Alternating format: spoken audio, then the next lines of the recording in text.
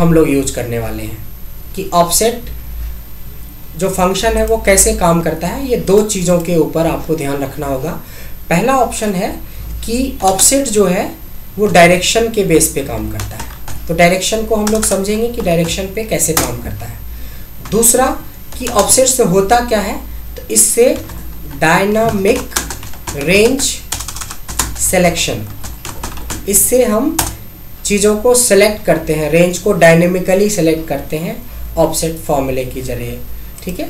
So basically direction का मतलब क्या हुआ है कि ये डायरेक्शन कुछ इस तरह से, एग्जांपल बता रहा हूँ कि अगर मैं यहाँ से चलूँ, इस रेड वाले से चल रहा हूँ और इस ग्रीन वाले तक हमें आना है, रेड टू ग्रीन आना है, तो कैसे आएंगे? यहाँ से नीचे आएंगे और फिर यहाँ से इधर आएंगे, है ना। या दूसरा ऑप्शन है यहाँ से राइट आएंगे, यहाँ से डाउन आएंगे। उल्टा नीचे से ऊपर जाना हो तो ऊपर जाएंगे देन लेफ्ट आएंगे, या ऐसा हो सकता है कि पहले हम लेफ्ट ही आ जाएं फिर ऊपर जाएं, यही हो सकता है ना, 4 डायरेक्शन। अगर आप डाउन जाते हो या राइट में जाते हो तो पॉजिटिव में गिनना है। ठीक है। अगर आप अप जाते हो या लेफ्ट में जाते हो तो आपको नेगेटिव में काउंट करना है। ठीक है। देखते हैं कि कैसे ये काम करता है। अगर सीधा साधा आदमी रहेगा और उसको बोलेंगे ये वाली वैल्यू चाहिए तो वो करेगा इक्वल टू दिस, हो गया, आंसर आ गया, ये हो गया डायरेक्ट। अगर हम इसी काम को ऑफसेट से करेंगे तो कैसे करेंगे? इक्वल टू ऑफसेट लगाएंगे। सबसे पहले होता है रेफरेंस। रेफरेंस का मतलब होता है कहाँ से, तो हमें चलना था यहाँ से। फिर पूछ रहा है कितना रो नीचे, तो 1 2 3 4 5 6 7 8 9 10 रो नीचे, लेकिन नीचे जाते समय पॉजिटिव होता है तो 10। फिर पूछ रहा है कितने कॉलम राइट जाएंगे ताकि हम यहाँ पहुँच जाएंगे। राइट ही जाना है क्योंकि डेटा राइट की तरफ है। ऑलरेडी आप आनंद पे हो, कितना राइट? 1 2 3 4 5, तो ये 5 डाला और एंटर करोगे तो आंसर मिल जाएगा। अब बोलोगे या कोई भी आदमी बोलेगा सर इतना इजी को इतना टफ क्यों बता रहे हो? क्योंकि ये जो है ये आप मैनुअल सेलेक्ट कर रहे हो, ये हम कर रहे हैं फॉर्मूले के थ्रू। तो फॉर्मूले के थ्रू करेंगे तो कई चीज़ों को, कई क्वेश्चन को हम डायनेमिक कर सकते हैं। जस्ट फॉर एग्जांपल कि इसको और डायनेमिक हम कैसे करेंगे, ये तो बिल्कुल मैनुअल हो गया, बिल्कुल मैनुअल हो गया। अब थोड़ा और डायनेमिक करते हैं।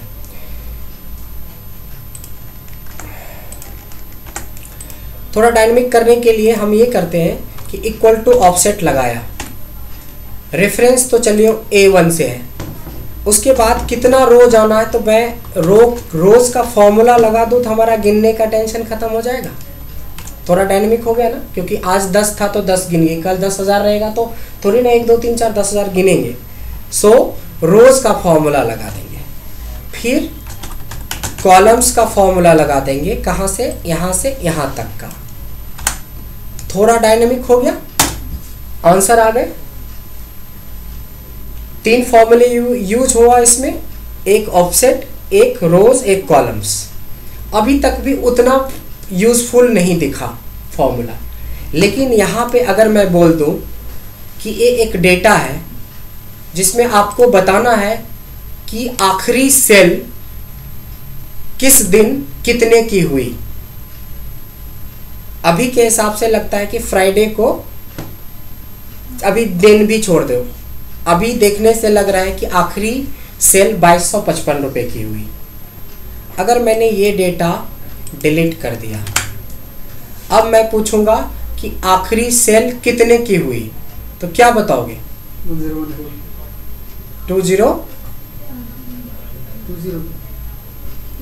1014।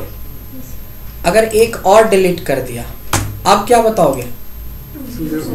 एक और डिलीट कर दिया, ये तो देख के बता रहे हैं। हम चाहते हैं कि डैशबोर्ड में एक रिफ्लेक्ट करे कि आज की आखिरी सेल कितने की हुई है।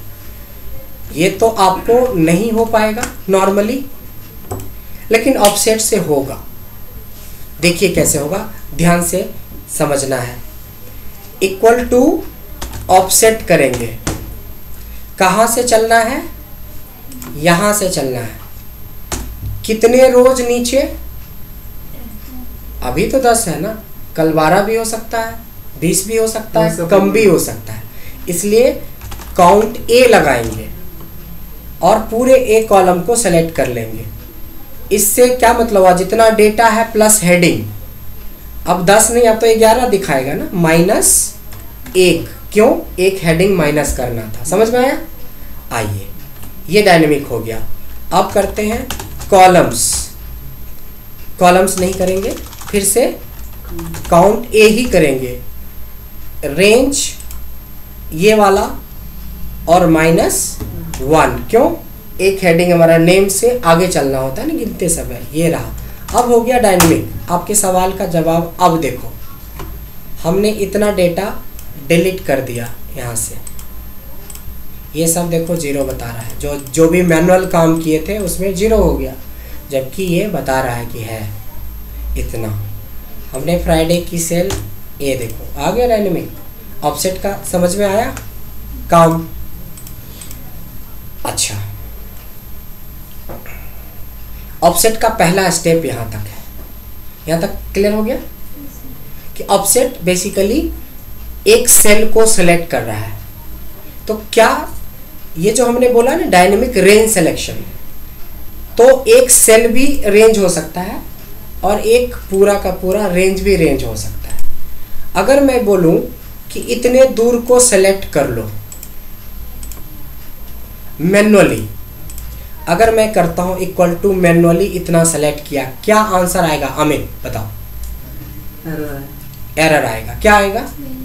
Value error. अच्छा, एरर ही आएगा। वेरी गुड, सब समझदार है। सो एरर आएगा।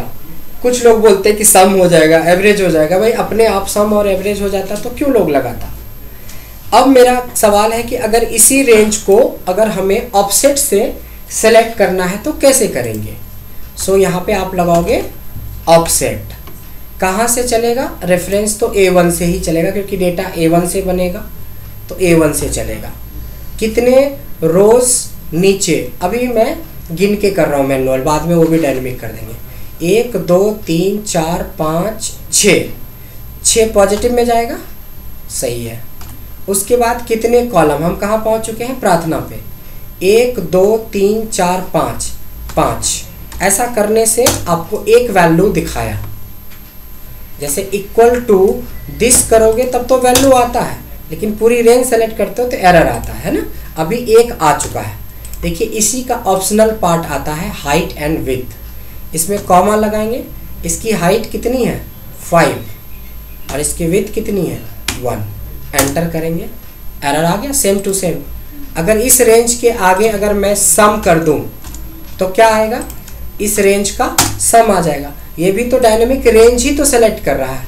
इसके आगे अगर आप सम लगा दोगे तो सम आ जाएगा, एवरेज लगा दोगे एवरेज लगा देगा, मिनिमम कर दोगे मिनिमम निकाल देगा। देखा आपने कि कैसे ऑफसेट किसी रेंज को डायनेमिक करता है।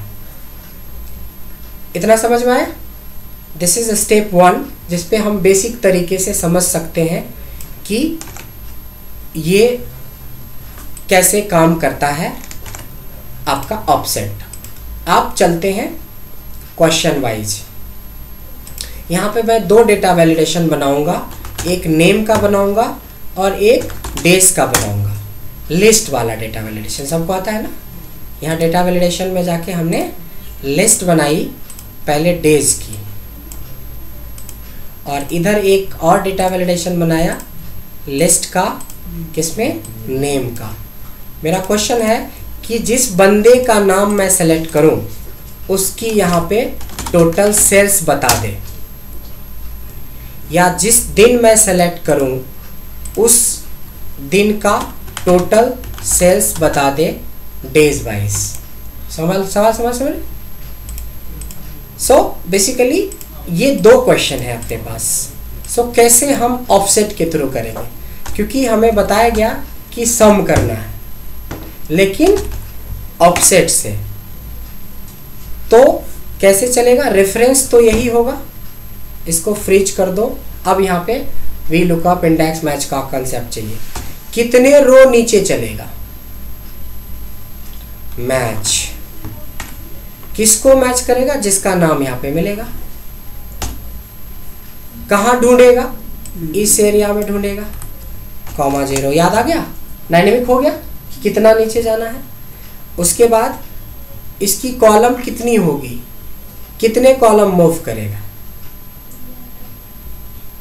कॉलम आप मूव करवा भी सकते हो या सेलेक्ट करने का दो तरीका होता है, या तो मिक्की को लेते हुए सेलेक्ट कर ले या मिक्की को छोड़ के इतना सेलेक्ट करें। हम मिक्की को लेके सेलेक्ट करेंगे तो कॉलम मूव नहीं करना है। अगर कॉलम मूव नहीं करना है तो अब मिक्की का ही रिजल्ट देखना, तो इसकी हाइट क्या है?